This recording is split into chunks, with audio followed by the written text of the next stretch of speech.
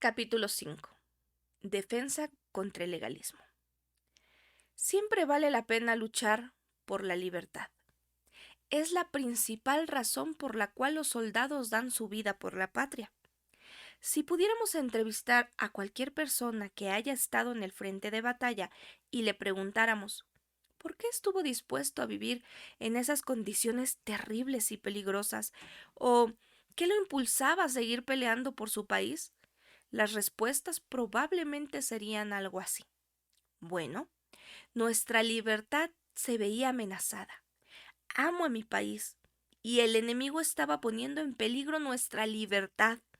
Estaba poniendo en peligro todo lo que somos. Yo quería defenderla y si fuera necesario, volvería a pelear hasta la muerte por ella.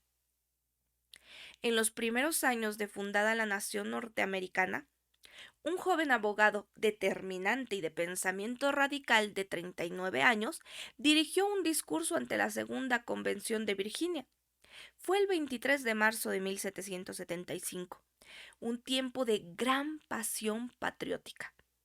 Y su patriotismo rehusó mantenerse en silencio por más tiempo, escuchándose más como un profeta de Dios que un patriota de su país. Él anunció lo siguiente: si deseamos ser libres, debemos luchar. Lo repito, Señor, debemos luchar. Todo lo que nos queda es apelar a las armas y al Dios de los ejércitos. Es en vano, Señor, agotar el tema. Los caballeros pueden gritar paz, paz, pero no hay tal paz. De hecho, la guerra ha empezado. El próximo vendaval que sople del norte traerá a nuestros oídos el ruido de armas estrechocando. Nuestros hermanos ocupan ya el campo de batalla. ¿Por qué permanecer aquí inactivos? ¿Qué es lo que ustedes, caballeros, desean? ¿Qué prefieren tener? ¿Es la vida tan preciada o la paz tan dulce como para que se compre al precio de las cadenas y de la esclavitud? No lo permitas, Dios Todopoderoso. No sé qué camino tomarán otros. En cuanto a mí, denme libertad o denme muerte. Qué discurso tan elocuente. Aplaudimos la pasión tan valiente de Patrick Henry hasta este día. Debido a esto, él permanece en nuestras memorias como uno de los héroes nacionales. No exactamente 90 años después estábamos librando otra guerra en el peor baño de sangre de nuestro país. Y una vez más, le recuerdo, fue por la causa de la libertad. El asunto era la esclavitud versus libertad. La gente de raza negra de nuestra nación no era libre. Era la convicción del gobierno de los Estados Unidos que ellos debían ser libres y, si era necesario, tomar las armas contra aquellos que se oponían a la liberación de la esclavitud. Sin embargo, hay algo que me parece realmente extraño. En realidad, me parece sorprendente que luchemos contra otras naciones para defender nuestra independencia. Y que si fuera necesario, hasta pelearíamos cuerpo a cuerpo para defender la libertad de quienes viven dentro de nuestras fronteras. Pero en cambio, cuando se trata de vivir nuestra libertad cristiana, preferimos someternos sin siquiera luchar. Nos alistamos para luchar contra cualquier enemigo que amenace nuestra independencia nacional, pero como creyentes que vivimos bajo la gracia, no tenemos la misma pasión por defender nuestro derecho a ser libres. Basta que se suban al barco unos cuantos legalistas y les transferimos el timón. Tenemos miedo de sus entrecejos fruncidos. Adaptamos nuestra vida para seguir sus normas y dejamos que nos intimiden y para tener paz a cualquier precio, aunque no nos lleve a otra cosa que a la esclavitud. Nos sometemos totalmente a sus dictados. Esto no es algo nuevo. Ya en 1963, S. Louis Johnson, uno de mis profesores en el seminario, escribió un excelente artículo titulado La parálisis del legalismo. En este puso el dedo en la llaga. Uno de los problemas más serios que enfrenta la iglesia cristiana tradicional es el problema del legalismo. Uno de los problemas más serios que enfrentaba la iglesia en el tiempo de Pablo era el problema del legalismo. Siempre ha sido así. El legalismo arrebata el gozo del Señor de la vida del creyente y con el gozo se va también el poder para la adoración viva y el servicio entusiasta. No queda otra cosa que una expresión reprimida, triste, indiferente y sin brillo.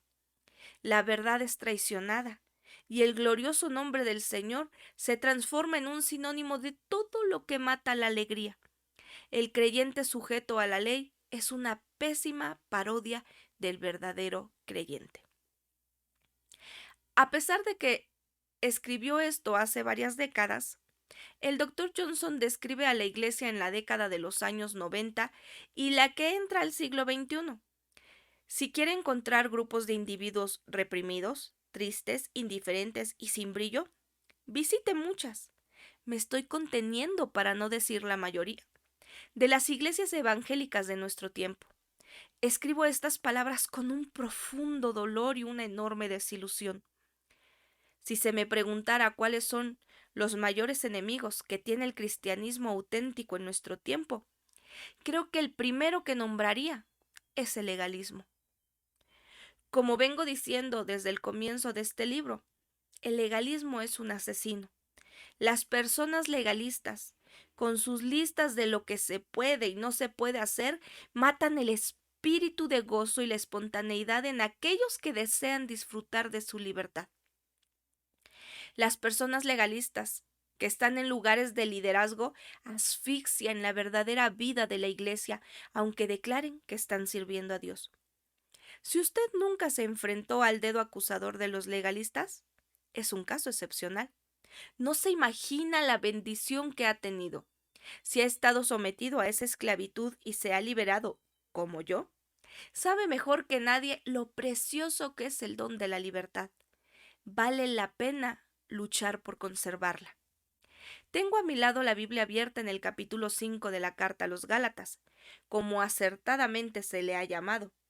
Esta epístola es la carta magna de la libertad cristiana. De hecho, el primer versículo de este capítulo contiene un mandamiento que, si fuera creído y obedecido, contribuiría enormemente a frenar el legalismo. Para la libertad fue que Cristo nos hizo libres.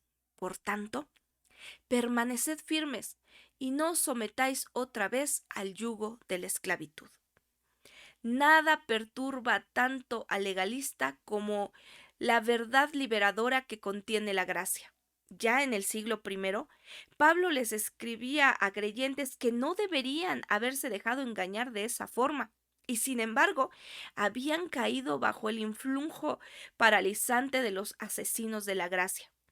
El finado erudito inglés J. B. Phillips, en una paráfrasis, traduce así Gálatas 5:1. No pierdan su libertad abdicando. Planten sus pies firmemente dentro de los límites de la libertad que Cristo les dio y no permitan que les impongan de nuevo el yugo de la esclavitud. Si Patrick Henry, un padre fundador de Estados Unidos, tuvo el valor de decir denme libertad o denme muerte, entonces el creyente debería tener el valor de decir denme libertad por lo que Cristo hizo. La esclavitud es esclavitud, sea política o espiritual. Denme la libertad que Jesús ganó en el Calvario, porque si no me la dan, sigo siendo esclavo. Es preferible la muerte antes que la esclavitud, de modo que asegúrenme la libertad que Jesús conquistó para mí, o prefiero morir. Vivir en esclavitud es declarar nula la gracia de Dios. La definición de dos términos importantes. Sin caer en la fraseología académica, quiero definir un par de términos que hemos estado usando con frecuencia. En primer lugar, ¿qué quiero decir cuando declaro que el creyente tiene libertad? Y en segundo lugar, ¿qué significa decir que el legalismo esclaviza a las personas? libertad. En esencia, libertad es independencia, independencia de algo e independencia para hacer algo. Libertad es la independencia de la esclavitud y las garras del pecado. En principio, es la libertad del poder del pecado y la culpa. Es liberarse de la ira de Dios, es liberarse de la autoridad satánica y demoníaca. Y lo que es igualmente importante, liberarse de la vergüenza que podría llegar a aprisionarme, y es también liberarse de la tiranía de las opiniones, imposiciones y expectativas de los demás. Hubo un tiempo en que vivía sin Cristo y estaba sometido a los impulsos y necesidades que tenía dentro de mí. Me hallaba a merced de mi amo Satanás y mi estilo de vida estaba marcado por el pecado. Cuando mis impulsos aumentaban, no había nada en mí que ejerciera control, nada que me retuviera.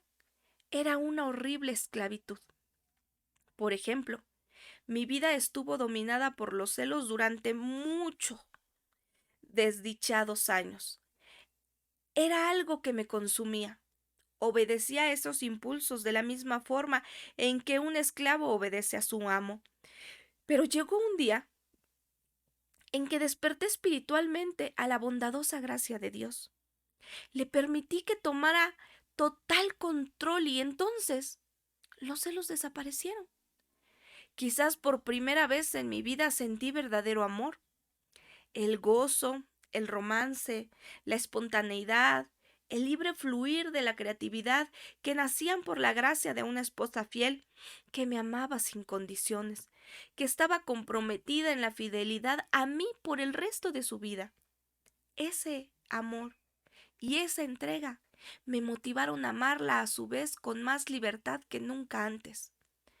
Ya no amaba como ese amor nacido del miedo a perderla, sino por el amor que nacía del gozo y la bendición vinculados a ser amado de manera incondicional e ilimitada. Ahora que Cristo ha venido a mí y yo he despertado a su gracia, Él me ha liberado de esta clase de esclavitud al pecado, y con ello viene una libertad que se traduce en ausencia de miedo, casi un sentido de ser invencible en presencia del adversario. Este poder, no lo olvide, se debe a Cristo que vive en mí. Además, Él nos ha provisto una gloriosa libertad de la maldición que trajo la ley. Con esto, quiero decir que Cristo trajo libertad de la constante obligación que significaba agradar a Dios y o a los demás. Significa libertad del temor a ser condenados por Dios, como también del temor de una conciencia acusadora. Es libertad frente a las exigencias de las demás personas, libertad de todos los debes y no debes que me imponen. Esa libertad está motivada por un amor incondicional. Cuando la gracia de Cristo ilumine su vida, descubrirá que no hace las cosas por temor, por vergüenza o por culpa, sino que las hace por amor. Se acaba para siempre la terrible tiranía de actuar para complacer a los demás. La gracia también trae libertad para hacer algo, libertad para disfrutar de los derechos y los privilegios de quien ha sido quitado del yugo de la esclavitud y para permitir a otros que también sean libres. Es libertad para experimentar una nueva clase de poder que solo Cristo puede otorgar. Es libertad para llegar a ser todo lo que Él quiso que yo fuese, sin estarme fijando como guía Él a las demás personas. Puedo ser yo mismo, plena y libremente. Es libertad para conocer a Jesús de manera independiente y personal, y esa libertad luego se extiende a los demás para que ellos puedan ser lo que Dios quiere que sea, diferentes a mí. Como verá, Dios no está fabricando creyentes con moldes para hacer galletitas, iguales en todo el mundo, para que todos pensemos de manera similar, tengamos apariencias semejantes, hablemos parecido y actuemos de la misma manera. Los cuerpos de las personas son muy variados. Nunca se pensó que tuviéramos temperamentos uniformes, que usáramos el mismo vocabulario, que presentáramos la misma sonrisa melosa, nos vistiéramos de la misma forma y desempeñáramos los mismos ministerios. Repito, a Dios le complace la variedad, la libertad para ser lo que somos. Es algo realmente magnífico. Es libertad para hacer elecciones, libertad para conocer la voluntad de Dios, libertad para caminar en esa voluntad, libertad para obedecer su manera de guiarnos a usted y a mí en la vida.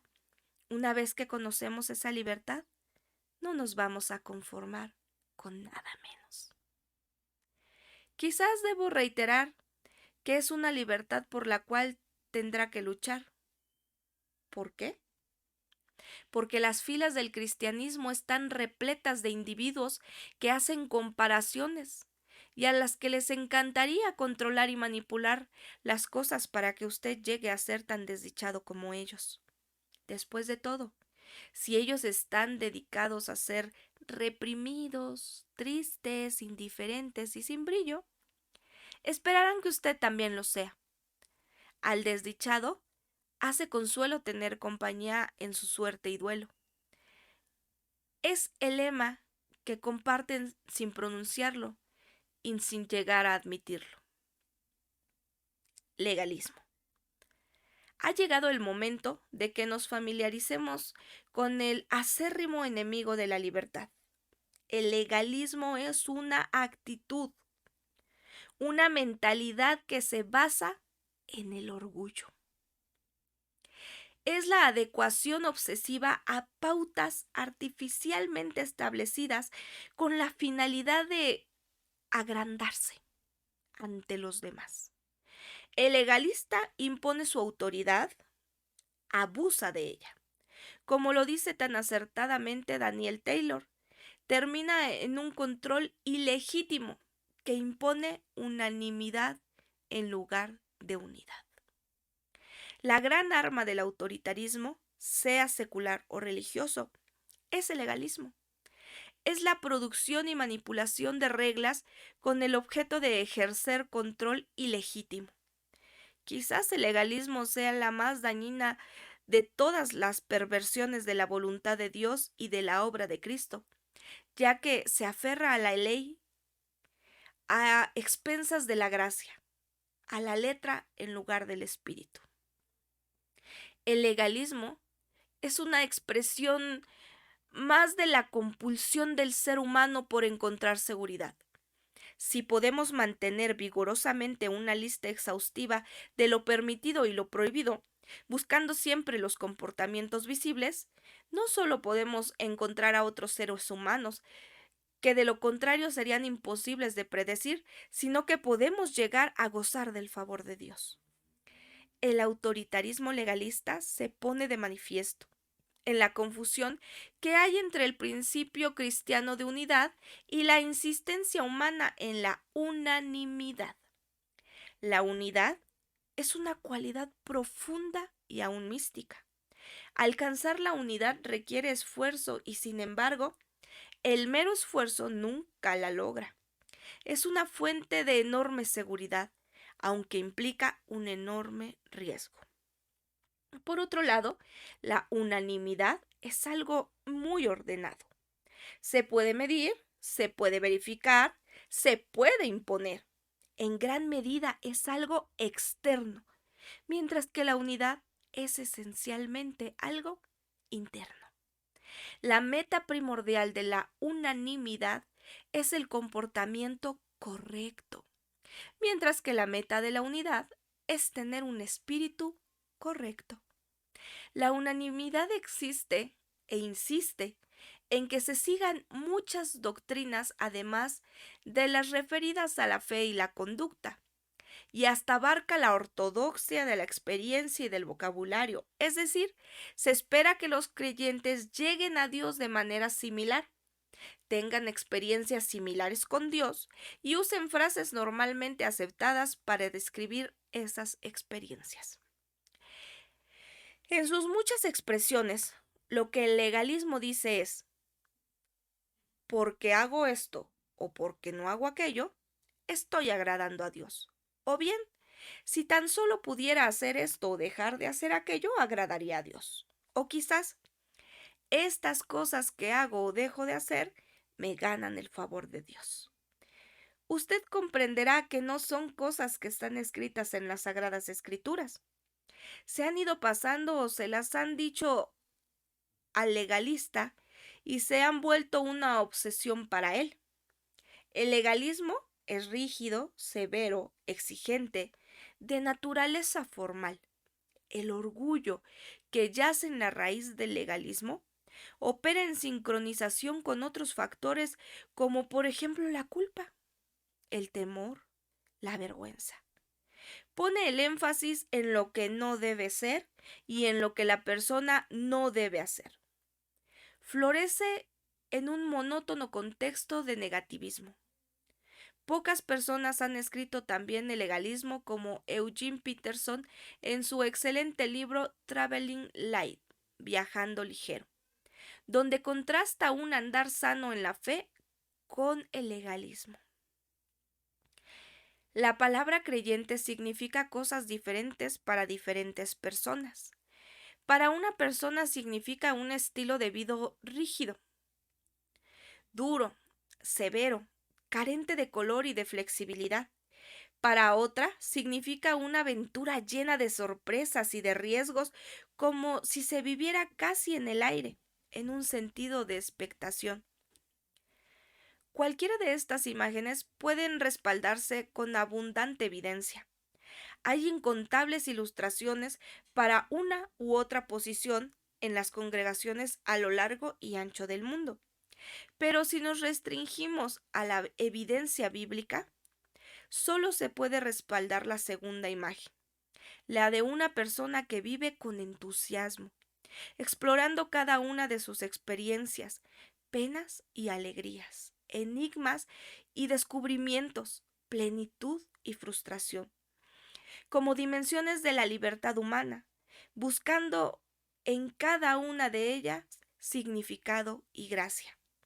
Si obtenemos nuestra información a partir del material bíblico, no cabe duda de que la vida cristiana es una vida llena de entusiasmo, de vitalidad, de osadía. ¿Cómo es entonces que se imprime esta otra imagen en la mente de tantas personas? ¿Cómo es que alguien puede llegar a asociar la vida de fe en algo cargado de aburrimiento, de extrema prudencia, de inhibición, de pesadez? Bien podríamos suponer que una congregación de creyentes bien equipados con historias de libertad, como son las de Abraham, Moisés, David, Sansón, Débora y Daniel, no admitiría ni por un momento enseñanzas que eliminaran la libertad. Podríamos esperar con toda razón que un grupo de personas que desde la infancia han escuchado relatos de Jesús liberando a la gente y que entran su atención en este mismo Jesús, adorándole todas las semanas, serían personas sensibles a cualquier restricción de su libertad. Podríamos pensar que las personas que tienen una experiencia común, que es el perdón de sus pecados y la libertad que da el Espíritu, no vivirían bajo la tiranía de las emociones o las opiniones ajenas, o de los malos recuerdos, sino que en libertad, fe y amor estarían alertas a cualquier individuo o cosa que pudieran sofocar su recién obtenida espontaneidad.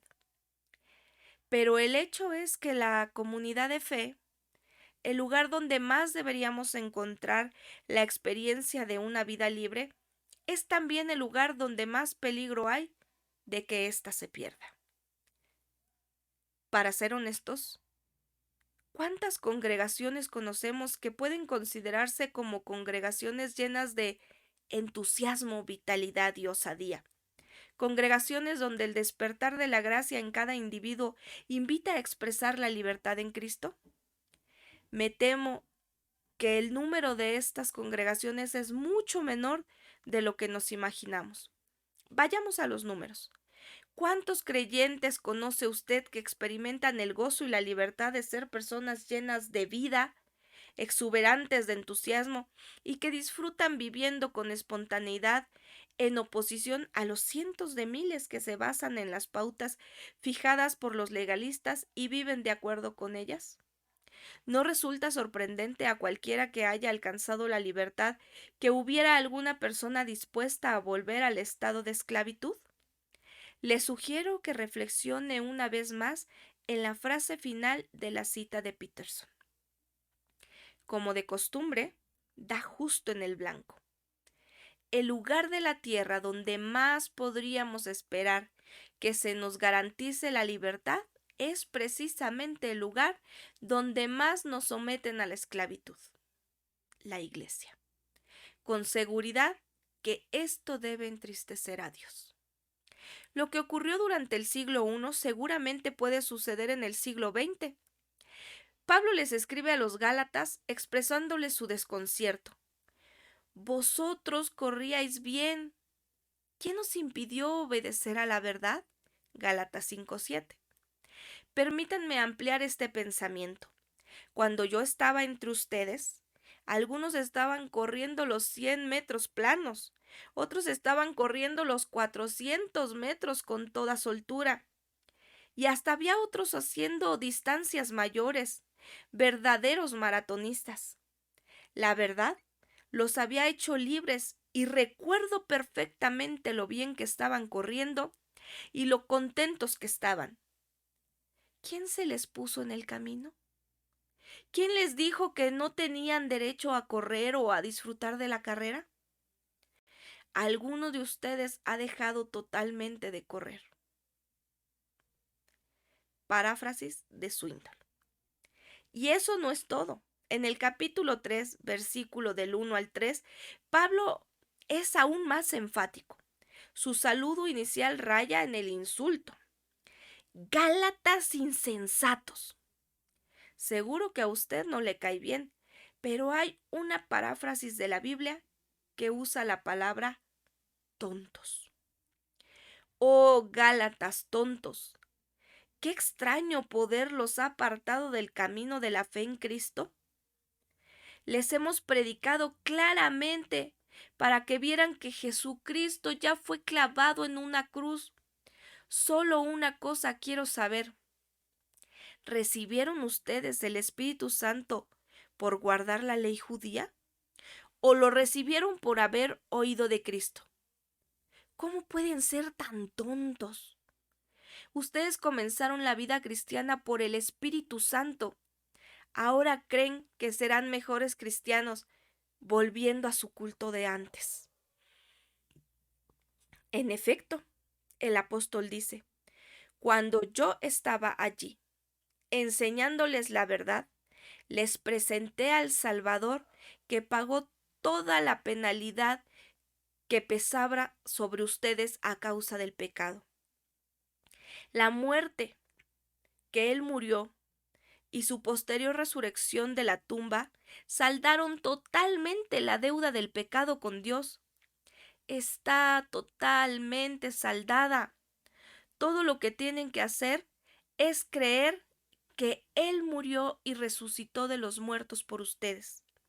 Él fue expuesto públicamente para que todos pudieran verlo.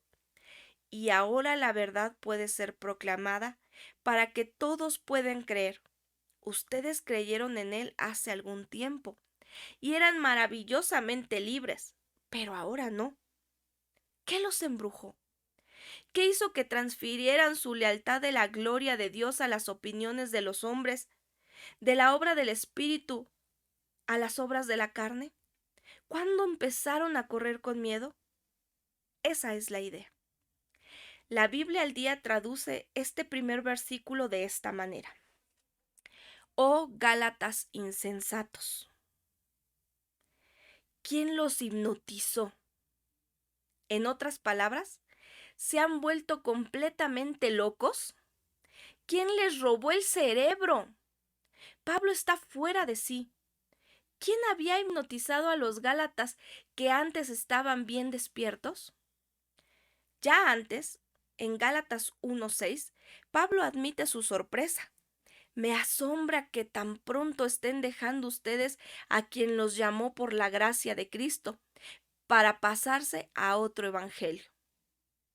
NBI. Esto se podría comparar a la crianza de sus hijos en un ambiente sano. Crecen en su casa, y dado que es una buena casa, ellos desarrollan una seguridad y una estabilidad al adquirir su autenticidad y estilo de vida espontáneo. Se comunican abiertamente y libremente. Aprenden cómo enfrentar y resolver los problemas. En resumen, aprenden los fundamentos de la vida real, que incluye conocer a Cristo y amar a Dios y caminar con Él, y relacionarse bien con los demás. Todas esas cosas que representan la integridad, la vulnerabilidad y la autenticidad. Una vez que crezcan, se van a vivir lejos. Pasa el tiempo y usted comienza a extrañarlos, de modo que después de 3 o 4 años los visita. Está sorprendido. Usted los encuentra teniendo vidas limitadas, cerradas, sucias y emocionalmente paralizadas. Le sorprende encontrarlos luchando con problemas, demostrando actitudes negativas, incluso son suicidas. Naturalmente les pregunta, ¿quién te engañó? ¿Quién retorció tu mente? ¿Qué ha sucedido en los últimos años? Es con ese mismo tipo de pasión que Pablo les escribe a sus amigos, los Gálatas, sobre su preocupación. Ahora piense, ¿qué está defendiendo el apóstol? La libertad. Una vez fueron libres, pero ahora mis queridos amigos de Galacia son esclavos. Quiero saber qué es lo que falló. La respuesta no es complicada. Los asesinos de la gracia los habían invadido y conquistado. 3 herramientas del legalismo. Vayamos a lo concreto. ¿Cuáles son los caminos por los cuales los legalistas tratan de entrar en una vida, en una iglesia, en una obra misionera, en una denominación? ¿Cómo se introducen? ¿Por qué tienen éxito? Después de haber estudiado el primero y segundo capítulo de Gálatas, estoy preparado para identificar al menos 3 de las diferentes herramientas que usaron los legalistas en la iglesia primitiva: la herejía doctrinaria, el acosamiento y la hipocresía. Consideremos en primer lugar a aquellos que perturban o distorsionan la verdad introduciendo doctrinas heréticas. Las escrituras lo dicen de manera clara y simple. Los legalistas estaban distorsionando la verdad en las reuniones de los Gálatas. Me asombra que tan pronto estén dejando ustedes a quien los llamó por la gracia de Cristo para pasarse a otro evangelio. No es que haya otro evangelio, sino que ciertos individuos están sembrando confusión entre ustedes y quiere tergiversar el evangelio de Cristo. Pero aun si alguno de nosotros o un ángel del cielo les predicara un evangelio distinto del que les hemos predicado, que caiga bajo maldición. Como ya lo hemos dicho, ahora lo repito. Si alguno les anda predicando un evangelio distinto del que recibieron, que caiga bajo maldición. Gálatas 1, del 6 al 10, NBI. Al sembrar doctrinas heréticas, los legalistas estaban perturbando a las personas y distorsionando la verdad. Su mensaje herético era que los gálatas creyentes debían permitirle a Moisés completar lo que Cristo había iniciado. En otras palabras, que la salvación no es solo por fe, sino que requiere de las obras. Los logros humanos deben acompañar a la fe sincera antes de que una persona pueda estar segura de ser salva. Hasta el día de hoy seguimos escuchando este evangelio distinto. Y es una mentira, una postura teológica que haga depender la salvación de un gramo de realizaciones humanas. No es una buena nueva, sino una mala noticia. Es herejía. Es la antítesis del verdadero mensaje que encendió la llama de la Reforma. Sola fide, solo por la fe. Una salvación que empieza con el amor de Dios, que desciende hasta la humanidad descarriada y que se concreta con la muerte y resurrección de Cristo, adjudica toda la alabanza a Dios. Pero una salvación que incluye las realizaciones humanas, el trabajo duro, los esfuerzos personales y hasta las obras religiosas distorsiona las buenas nuevas porque es el hombre el que lleva el mérito y no Dios. El problema es que apela a la carne. 2 veces expresa Pablo su reacción hacia aquel que introdujo esa herejía doctrinal. Que caiga sobre él la maldición de Dios. Esta es la forma en que Pablo expresa que esa persona está condenada. La palabra original que se emplea es anatema, la más fuerte en griego para expresar condenación. Sin embargo, la herejía se mantiene. Casi cualquier culto herético en el que pudiéramos pensar consiste en la salvación por obras. Apela a la carne. Nos dice que si podemos mantener inmóviles por determinado tiempo en una esquina o si podemos distribuir tal cantidad de literatura o si podemos renunciar a tal y cual cosa de la vida, si nos bautizamos, si ofrendamos, si oramos o si asistimos a numerosas reuniones, entonces las buenas obras y el enorme esfuerzo harán que Dios nos sonría con agrado.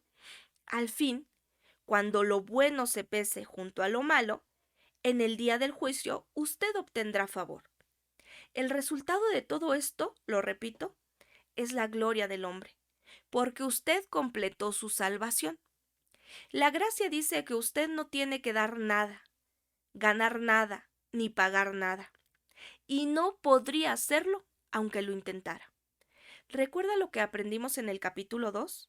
La salvación es un regalo sin condiciones. Usted simplemente se apropia de lo que Cristo ha provisto. Eso es todo. Y sin embargo, la doctrina herética de las obras sigue circulando por todo el mundo y continuará haciéndolo. Su éxito se debe a que el orgullo de los hombres y las mujeres es muy fuerte. Sencillamente pensamos que tenemos que hacer algo para sentirnos bien al respecto. No concuerda con el sentido común del ser humano obtener algo valioso a cambio de nada. Por favor, permítame ser muy franco con usted. Deje de tolerar ese evangelio herético de salvación por obras. Es legalismo. Despierte y tome conciencia del hecho de que lo someterá a un síndrome de esclavitud que no acabará nunca. El verdadero evangelio de la gracia, en cambio, lo hará libre, libre para siempre. Fijémonos más detenidamente en Gálatas 1:10. ¿Qué busco con esto? ¿Ganarme la aprobación humana o la de Dios? ¿Piensan que procuro agradar a los demás? Si yo buscara agradar a otros, no sería siervo de Cristo. NBI. ¿Se imagina cómo era la vida de Pablo antes de conocer a Cristo? Él nos lo explica. Era una persona que buscaba agradar a los demás. Dice, si todavía agradara a los hombres. Cuando era fariseo, había sido un legalista. Su meta, entre otras cosas, era agradar a la gente. Cuando se dio cuenta de que Cristo era quien declaraba ser y de que su muerte era efectiva y suficiente para proveer completa paga por el pecado, se sintió abatido por la enorme deuda que tenía ante Dios. Se sintió totalmente impactado por su encuentro con Cristo en el camino a Damasco. Aprendió entonces, y en los años subsiguientes, que no se puede tratar de agradar a la gente o vivir con miedo a los demás. Hay solo una persona a quien agradar y a quien temer en este mundo, y es Dios.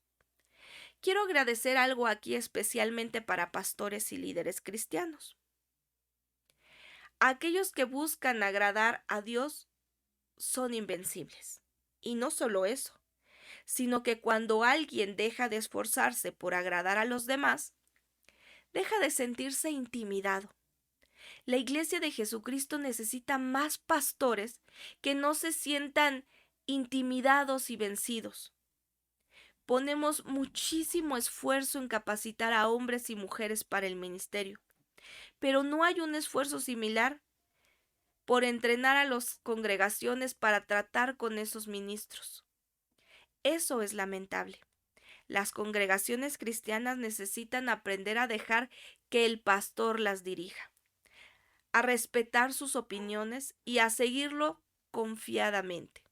Sí, es cierto que el pastor debe merecer ese respeto y debe ser confiable, pero la tragedia es que hay muchos pastores que buscan el favor de la gente y se esfuerzan por agradar a cualquier precio. No conozco una manera más rápida de arruinar un ministerio y a la vez ser consumido por la ansiedad. No se ejerce un verdadero liderazgo espiritual cuando el líder está atemorizado de lo que la gente puede pensar o decir. Recuerdo una experiencia que me enseñó esto. Estaba pastoreando una iglesia en otro estado, hace ya más de 35 años. Surgió una cuestión que dividió a los líderes en dos grupos opuestos. Era un asunto polémico y advertí que podía llegar a dividir a la iglesia. Mi tensión se agravaba al saber que mi voto en el cuerpo de ancianos decidiría la disyuntiva. El cuerpo de líderes, todos hombres de mucho carácter, estaba repartido equilibradamente y se requería mi voto para desempatar. Todos los ojos caerían sobre mí. La decisiva reunión se fijó para un jueves por la noche. Yo era relativamente joven y mirando hacia atrás veo que todavía estaba demasiado interesado en agradar a la gente. Lo admito ahora para mi propio bochorno. Le dije a Cintia que quería pasar la noche solo para pensar a fondo en el asunto. Subí a nuestro automóvil temprano el miércoles por la mañana. Entré a la autopista que salía del pueblo y coloqué mi Nuevo Testamento sobre el volante mientras empezaba a manejar. Lo abrí en Gálatas capítulo 1 y empecé a leer en voz alta, echando una mirada a la ruta y luego otra a la Biblia. Repentinamente, el versículo 10 saltó de la página como un tigre de afiladas garras. ¿O trato de agradar a los hombres? Sí, el mismo versículo de las Escrituras que hemos estado analizando, pero ese día era como si lo viera por primera vez. De inmediato, me estacioné al lado de la carretera, apagué el motor y leí las palabras en voz alta una y otra vez. ¡Qué reprimenda! No solo tenía la respuesta que necesitaba, sino que había dado con un principio que puede cambiar vidas. En pocos minutos, la confianza ocupó el lugar del temor. Desapareció el persistente deseo de agradar a un grupo de hombres. Mi única meta era agradar a Dios. Me vi libre de la presión de tratar de agradar a los hombres. Me di la vuelta en U y para sorpresa de mi esposa, que esperaba verme el día siguiente, regresé a casa y le conté mi descubrimiento. Ella sonrió con aprobación.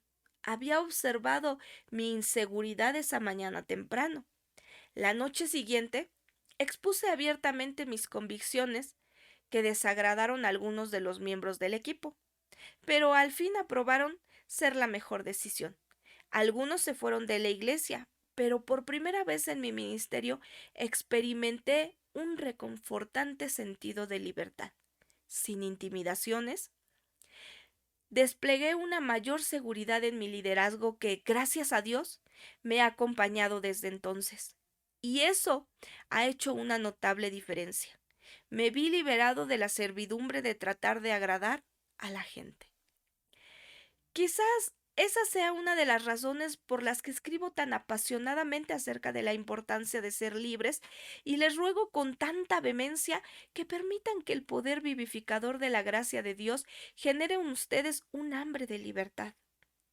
Aquellos que permiten que se les arrebate la libertad no solo abrazan una herejía, sino que viven bajo la bota de los asesinos de la gracia, que disfrutan controlando e intimidando a los demás. La segunda herramienta que veo que usan los legalistas es el acosamiento eclesiástico. Son aquellos que espían y esclavizan. Entonces, después de 14 años subió otra vez a Jerusalén con Bernabé, llevando también a Tito. Subí por causa de una revelación y les presenté el evangelio que predico entre los gentiles, pero lo hice en privado a los que tenían alta reputación, para cerciorarme de que no corría ni había corrido en vano. Pero ni aun Tito, que estaba conmigo, fue obligado a circuncidarse, aunque era griego.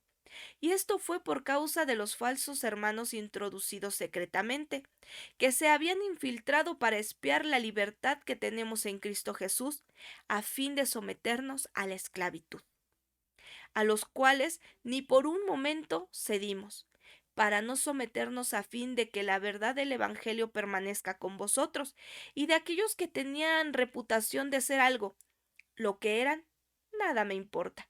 Dios no hace acepción de personas. Pues bien, los que tenían reputación, nada me enseñaron. Gálatas 2, del 1 al 6. Conozco pocos pasajes que, como este, expongan con tanta franqueza el destructivo estilo del legalismo. Ya consideramos a aquellos que perturban y distorsionan el Evangelio. Ahora vamos a considerar a aquellos que espían y esclavizan a los individuos que desearían estar libres. En pocas frases, permítanme comunicarles el trasfondo de lo que Pablo está diciendo aquí en Gálatas 2. 14 años antes, el apóstol Pablo había recibido una revelación directa de Dios en el sentido de que lo había llamado a ministrar especialmente entre los gentiles. Ustedes recordarán que Pedro había sido llamado para ministrar particularmente a los judíos. Con la predicación de Pablo a los gentiles surgió una pregunta importantísima. ¿Debía un gentil circuncidarse para llegar a ser cristiano? Otras preguntas se relacionaban con esta. ¿Tiene que seguir determinada dieta? ¿Debe cumplir con los requisitos de la ley mosaica? ¿Tiene que tratar de llegar a ser como un judío?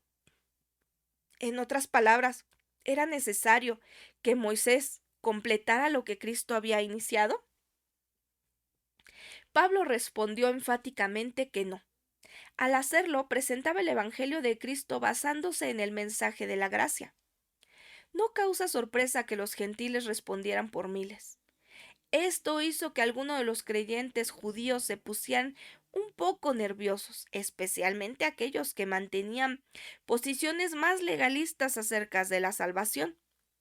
La afluencia de tantos gentiles conversos los perturbaba enormemente. Es loable la reacción del apóstol Pablo. Dejemos que los padres de la iglesia, los pilares de la iglesia, respondan a esta interrogante.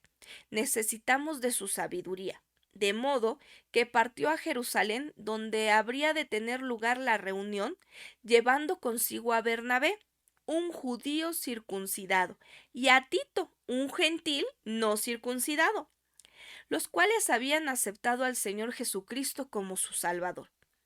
Pablo nos dice lo que hizo al llegar. Subí por causa de una revelación y les presenté el evangelio que predico entre los gentiles, pero lo hice en privado, a los que tenían alta reputación, para cerciorarme de que no corría ni había corrido en vano. Versículo 2. Esto nos muestra que venía con una actitud abierta. En efecto, Pablo dijo: Señores, quiero que sepan que he estado enseñando las buenas nuevas de Cristo según la gracia. ¿Estoy en lo correcto o debo enmendarlo? La respuesta que recibió en pocas palabras fue: estás en lo correcto, aprobamos tu mensaje. Tome nota del versículo 3. Pero ni aun Tito, que estaba conmigo, fue obligado a circuncidarse, aunque era griego. ¿Piensa que los legalistas se quedaron muy sentados?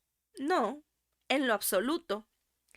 Y esto fue por causa de los falsos hermanos introducidos secretamente que se habían infiltrado para espiar la libertad que tenemos en Cristo Jesús, a fin de someternos a esclavitud, a los cuales ni por un momento cedimos para no someternos, a fin de que la verdad del Evangelio permanezca con vosotros. B 4 y 5. ¡Bravo, Pablo! ¿Por qué no toleró el enfrentamiento ni se sometió a sus exigencias legalistas? Porque vale la pena luchar por la libertad. Los solapados legalistas estaban haciendo su jugada, pero él se negó a someterse ni siquiera por una hora. Debemos detenernos y analizar las palabras espiar la libertad. El término griego kataskopos se traduce espiar. El finado erudito del Nuevo Testamento, A.T. Robertson, dice que significa explorar, hacer una investigación tramposa. ¿Por qué? Es fácil decirlo. Para someter a esclavitud.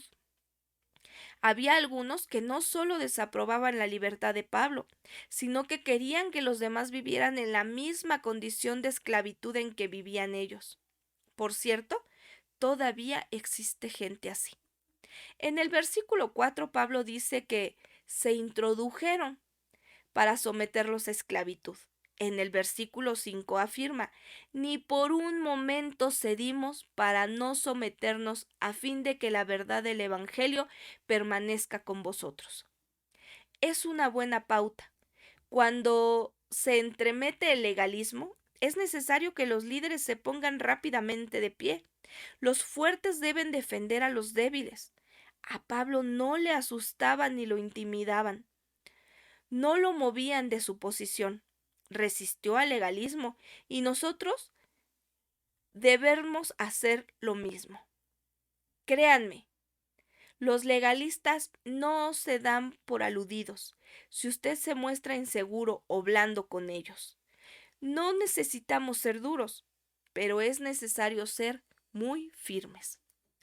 Antes cité a Eugene Peterson. Como sus palabras se aplican muy bien a lo que estoy tratando de comunicar, veamos un párrafo más. Hay personas que no quieren que seamos libres. No quieren que seamos libres delante de Dios, aceptados tal como somos por su gracia. No quieren que seamos libres para expresar nuestra fe de manera original y creativa en el mundo. Quieren controlarnos, quieren usarnos para sus propósitos. Esas personas se niegan a vivir su fe de manera ardiente y abierta, y en cambio se encierran con algunos más y tratan de obtener un sentido de aprobación vistiéndose de manera similar, hablando y actuando de manera similar, respaldando así mutuamente el valor de cada uno. Solo se expanden numéricamente a condición de que los nuevos miembros actúen, hablen y se comporten como ellos. Estas personas se infiltran en las comunidades de fe para espiar la libertad que tenemos en Cristo Jesús y con frecuencia encuentran la manera de controlar, reprimir y asfixiar la vida de los creyentes libres. Sin darnos cuenta, nos volvemos ansiosos por saber lo que otros opinan sobre nosotros, obsesivamente preocupados por lo que otros piensan que debemos hacer. Ya no vivimos las buenas nuevas, sino que tratamos ansiosamente de memorizar y recitar el libreto de alguna otra persona que nos han asignado, haciéndolo quizás que nos sintamos seguros, pero que no seamos libres. Quizás sobrevivamos como comunidad religiosa, pero no sabremos qué significa ser humanos, llenos de amor y de fe, llenos de esperanza. La conducta conformista y soberbia no es una conducta libre, pero Pablo ni por un momento accedió a someterse a fin de que la verdad del Evangelio permanezca con vosotros. Cada persona libre que se beneficia del valor de Pablo seguirá alerta en el movimiento de resistencia que fundó el apóstol. Hace algunos años yo estaba conversando con un hombre que admiro mucho. Él es un líder cristiano, en una posición que conlleva grandes y serias responsabilidades. Decía que se sintió apenado por una familia misionera que él y su esposa habían conocido durante muchos años. El legalismo que ellos habían encontrado una y otra vez en el campo misionero de parte de sus compañeros era tan mezquino y de una mentalidad tan increíblemente estrecha que habían regresado a Estados Unidos y no planeaban seguir como misioneros a tiempo completo. Explico que todo tuvo que ver con un tarro de mantequilla de maní. Pensé que estaba bromeando, pero él respondió, no, no es broma. Yo apenas podía creer la historia. Esta familia en particular solía disfrutar mucho de la mantequilla de maní, pero en el lugar donde fueron enviados a servir al Señor no la podían conseguir. De manera creativa, se las arreglaron para que algunos de sus amigos en Estados Unidos les enviaran mantequilla de maní de vez en cuando para que pudieran disfrutarla con sus comidas. El problema radicaba en que no sabían hasta que comenzaron a recibir el suministro de mantequilla de maní que los otros misioneros consideraban que era una marca de espiritualidad no disfrutar de la mantequilla de maní con sus comidas. Supongo que la frase decía algo parecido a esto. Creemos que por no poder conseguir mantequilla de maní aquí, debemos renunciar a ella por la causa de Cristo. O alguna otra tontería. La base de la espiritualidad era soportar la cruz, por tener que pasar la vida sin mantequilla de maní. La joven familia no aceptaba esa línea de pensamiento. Su familia seguía mandándoles envíos regulares de mantequilla de maní. Ellos no lo alardeaban, solo la disfrutaban en la intimidad de su propia casa. La presión se comenzó a intensificar. Uno esperaría que los misioneros adultos fueran lo suficientemente maduros como para dejar que otros comieran lo que se les antojara, ¿verdad? Incorrecto. El legalismo era tan mezquino, la presión llegó a ser tan extremadamente intensa y el trato exclusivo fue tan injusto que los destrozó espiritualmente. Al fin se les llenó la copa. Incapaces de aguantar la presión que aumentaba, empaquetaron sus maletas y pronto estaban en camino a casa, desilusionados y probablemente un poco cínicos. Lo que tenemos aquí es un ejemplo clásico de la actualidad de un grupo de legalistas que, con mirada de desaprobación, espiaban y atacaban la libertad de otros. Ni aun los misioneros están exentos. Estimado lector, ¿podría hacerme el favor de renunciar a la lista de lo permitido y lo prohibido que tiene confeccionada para los demás? Guárdela para usted mismo, pero no me diga a mí ni a nadie más qué puede hacer y qué debo dejar de hacer. Hay miles de ejemplos de acosamiento. Recientemente escuché acerca de alguien que asistía a un seminario legalista donde los estudiantes debían seguir normas muy estrictas. No debían hacer ningún trabajo los domingos, ninguno. ¿Sabe una cosa? Un hombre espiaba a su mujer y la pescó colgando unas prendas que había lavado el domingo por la tarde. ¿Está preparado para lo que viene? El hombre llevó a su esposa ante las autoridades del seminario.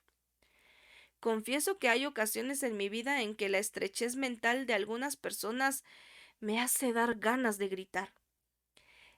En uno de sus momentos más serios, Mike Giaconelli, editor de la revista The Wittenberg Door, escribió palabras fuertes sobre la mezquindad que se encuentra en las iglesias. Las personas mezquinas son personas feas, son personas que han perdido la visión, son personas que han apartado sus ojos de lo que sí importa y se han enfocado en lo que no importa.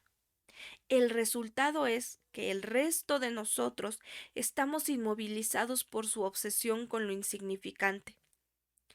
Es el momento de liberar a las iglesias de la mezquindad. Ya es tiempo de que las iglesias se nieguen a ser victimizadas por personas mezquinas. Es tiempo de que las iglesias dejen de pasar por alto la mezquindad. Es tiempo de que las iglesias dejen de fingir que la mezquindad no importa.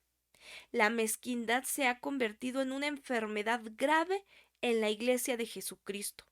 Una enfermedad que sigue provocando casos incurables de discordia, interrupción y destrucción. Las personas mezquinas son peligrosas porque parecen ser solo una pequeña molestia en lugar de lo que realmente son, un riesgo para la salud. Puede que Giaconelli sea muy franco, pero está en lo correcto. Es tiempo de que la iglesia, es decir, usted y yo, mi amigo, reconozca la necesidad de un despertar de la gracia sobre la tierra, una nueva reforma independentista que proclame que vale la pena luchar por la libertad. El tercer instrumento asesino de la gracia que identifico en el libro de Gálatas es la hipocresía, aquellos que mienten y engañan. Gálatas 2, del 11 al 14.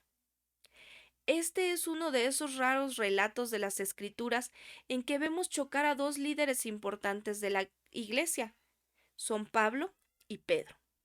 A este último también se le llama Cefas, pero cuando Pedro vino a Antioquía, me opuse a él cara a cara, porque era de condenar. Versículo 11.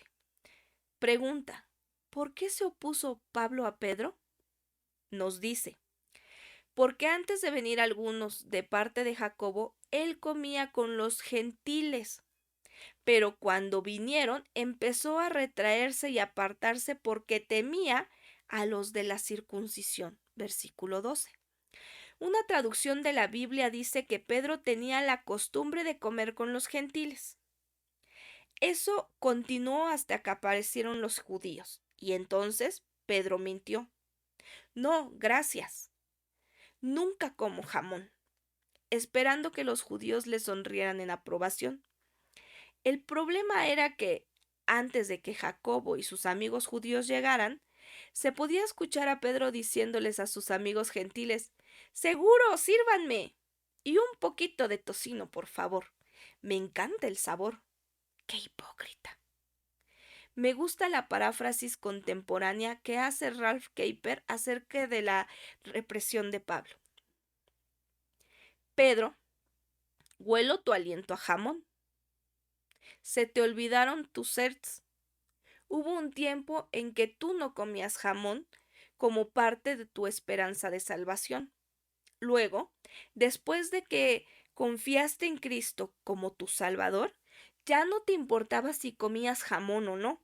Pero ahora, cuando los que no comen jamón vienen desde Jerusalén, has vuelto a tu dieta kosher. Sin embargo, el aliento a jamón no se te quita. Eres muy contradictorio. Estás mandando a los creyentes gentiles que observen la ley judía, la cual nunca podrá justificar a nadie. Pedro, al volver a la ley, socavas la fuerza de una vida piadosa. Pablo advirtió el doble mensaje y puso en evidencia la hipocresía de Pedro, y lo reprende. ¿Cómo se te ocurre, Pedro? Finges delante de los judíos y después te das vuelta y finges frente a los gentiles.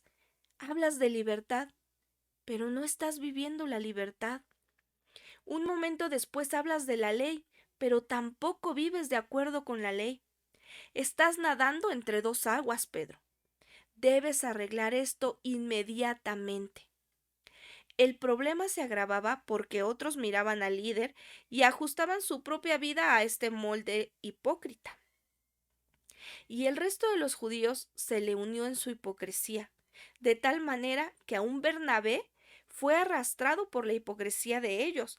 Pero cuando vi que no andaban con rectitud en cuanto a la verdad del Evangelio, dije a Pedro delante de todos: si tú, siendo judío, vives como los gentiles y no como los judíos, ¿por qué obligas a los gentiles a vivir como judíos?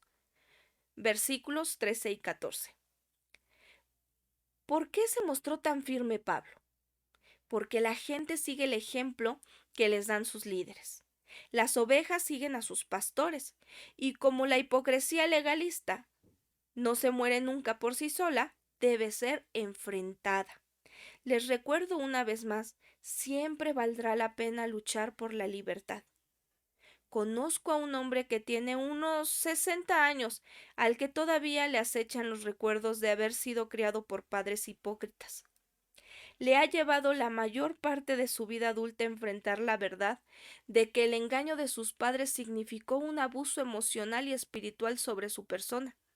Durante toda su infancia, su familia asistía a una iglesia donde se les enseñaba que no debían ir al cine.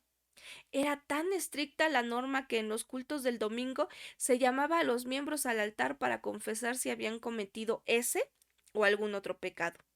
El problema era que su familia generalmente iba al cine los viernes o los sábados por la noche, siempre en secreto.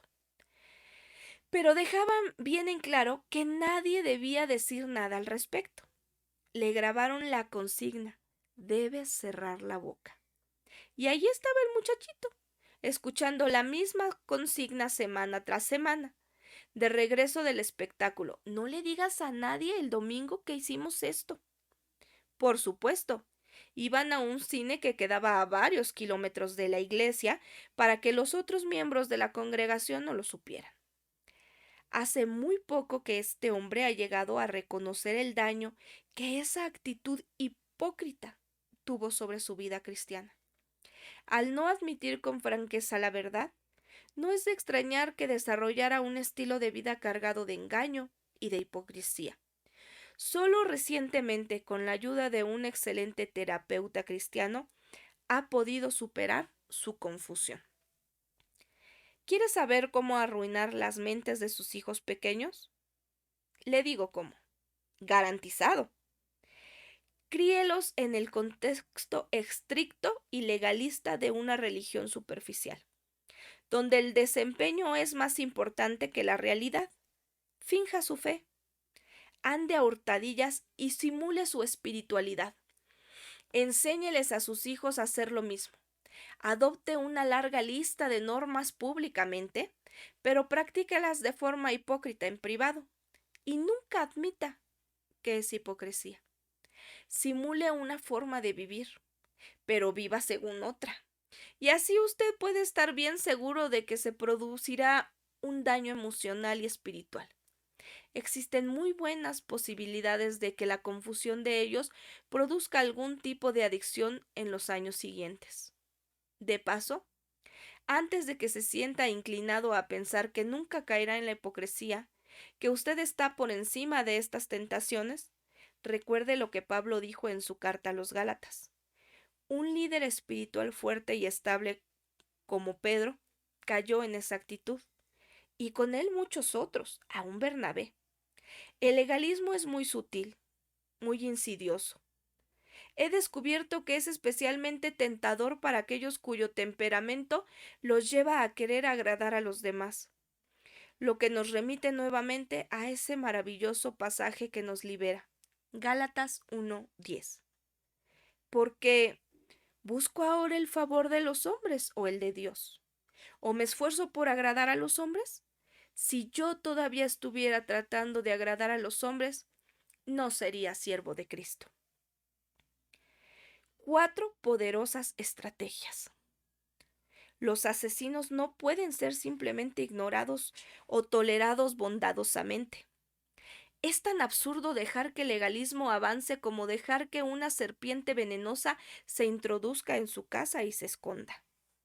No pasará mucho tiempo antes de que alguien resulte herido. Entonces, sí vale la pena luchar por la libertad. ¿Cómo lo hacemos? ¿Dónde empezar mi propio despertar de la gracia? Pienso en 4 estrategias efectivas. Manténgase firme en su libertad. Recuerde lo que Pablo escribió en Gálatas 5:1.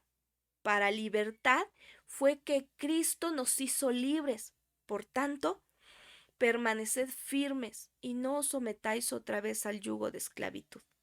Defienda su posición. Pídale al Señor que le dé valor. Deje de buscar la aprobación de los demás.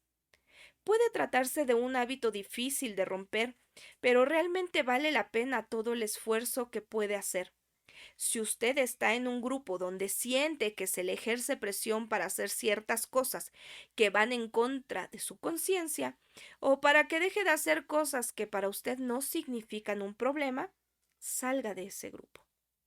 Es poco sensato que se quede en un sitio donde su conciencia le dice que no debe estar. Eso no es otra cosa que servir a los hombres, no a Dios. No importa lo espiritual que suene, deje de buscar la aprobación de los demás. Empiece a negar el vivir esclavizado. Niéguese a vivir esclavizado.